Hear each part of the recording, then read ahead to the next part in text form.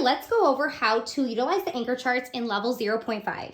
Level 0.5 is set up a little different. There are anchor charts that look like this, and there are actually 5 for each unit. And I recommend storing them in a page protector like this for a reason.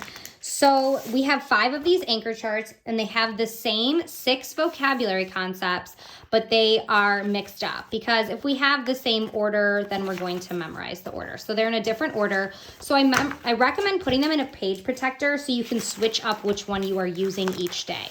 So these are going to be the 6 vocabulary words that you are working on within each unit. You can work on receptive language building with students who have limited verbal language or no verbal language. You can also work on receptive language with students that have verbal language, because they may need to work on this skill as well.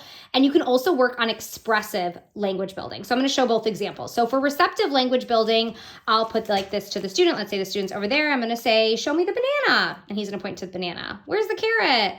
Show me the pizza. Which one is an apple? And he's going to point to each one as I say it.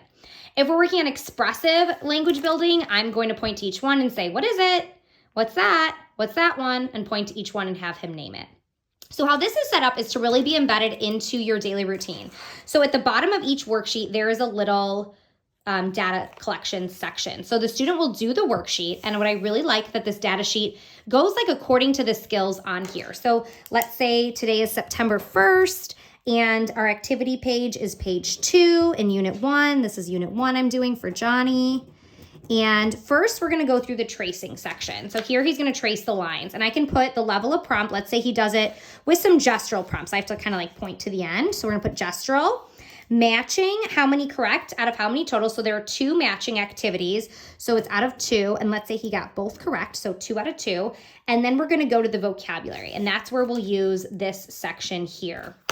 So on the bottom, we're going to circle if we are doing receptive or expressive. Let's say we're doing receptive, and how many trials we're doing. We want to keep the trials consistent every day. You can practice as much as you want, but take data on the same amount every day.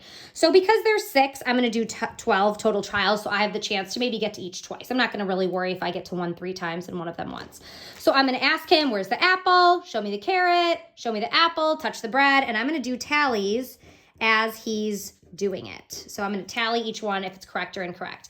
And then I can come over here later and add this to my data sheet. So vocabulary, we are doing receptive language, and he had a 6 out of 12 correct. So that's how you can track that. With the math 0.5, you'll do the same concept. The math one will involve counting. So you'll say, where's 2? Which one has 4? The same idea, but this can be utilized with students with no verbal language, limited verbal language. We're building this vocabulary throughout the unit. Each unit has 6 new vocabulary terms, so we don't have a lot we're working on. You can print an extra one, make these as flashcards if you want. However you want to set it up, I wanted to give you a lot of flexibility and then be able to consistently see that growth.